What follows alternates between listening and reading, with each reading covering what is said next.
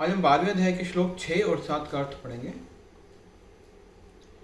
उसका कर्तव्य है कि भगवान की सेवा करे और यदि वह ऐसा नहीं करता तो उसे माया की सेवा करनी होगी। जैसा पहले कहा जा चुका है कि केवल भक्ति से परमेश्वर को जाना जा सकता है, अतएव मनुष्य को चाहिए कि वह पूर्ण रूप से भक्त बने। भगवान को प्राप्त करने के लिए वह अपने मन को कृष्ण में पूर्णतः एकाग्र करे। वे कृष्ण के लिए ही कर्म करे, चाहे वह जो भी कर्म करे, लेकिन वह कर्म केवल कृष्ण के लिए होना चाहिए। भक्ति का यही आदर्श है। भक्त भगवान को प्रसन्न करने के अतिरिक्त और कुछ भी नहीं चाहता। उसके जीवन का उद्देश्य कृष्ण को प्रसन्न करना होता है और कृष्ण की तुष्टि के लिए वह सब कुछ उत्सर्ग कर सकता है, जिस प्रकार अर्जुन ने कुरुक्षेत्र के युद्ध में किया था। यह विधि अत्यंत सरल है। मनुष्य अपने कार्य में लगा रहकर हरे कृष्ण मंत्र का कीर्तन कर सकता है। ऐसा दिव्य कीर्तन से भक्त भगवान के प्रति आकृष्ट हो जाता है। यहाँ पर भगवान वचन देते हैं कि वे ऐसे शुद्ध भक्त को तुरंत ही भवसागर से उद्धार कर देंगे।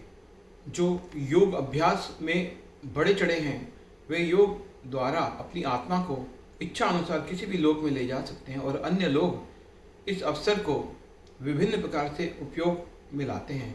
लेकिन जहाँ तक भक्त का संबंध है, उसके लिए यहाँ यह स्पष्ट कहा गया है कि स्वयं भगवान ही उसे ले जाते हैं। भक्त को वैकुंठ में जाने के पूर्व अनुभवी बनाने के लिए प्रतीक्षा नहीं करनी पड़ती। वराह पुराण में एक श्लोक आया है, नयामि परमं स्थान हर्चिरा दिगतिम बिना गरुड़ स्कंध मारोदय यथेच्छ मणि वारितः। तात्पर्य यह है कि वैकुंठ लोक में आत्मा को ले जाने के लिए भक्त को अष्टांग योग साधने की आवश्यकता नहीं है। इसका भार भगवान स्वयं अपने ऊपर लेते हैं।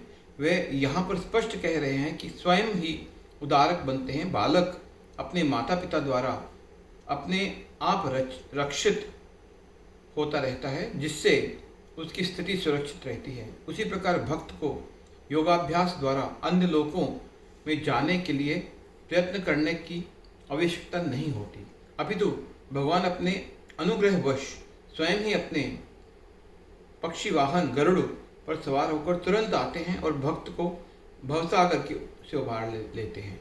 कोई कितना ही कुशल तैराक क्यों न हो और कितना ही प्रयत्न क्यों न करे, किंतु समुद्र में गिर जाने पर वह अपने को नहीं बचा सकता। किंतु यदि कोई आकर उसे जल से बाहर निकाल दे तो वह आसानी से बच जाता है। इसी प्रकार भगवान भक्त को इस भवसागर से निकाल लेते हैं। मनुष्य को केवल कृष्ण भावामृत की सुगम विधि का अभ्यास करना चाहिए और अपने आप को अनन्य भक्ति में प्रवृत्त करना होता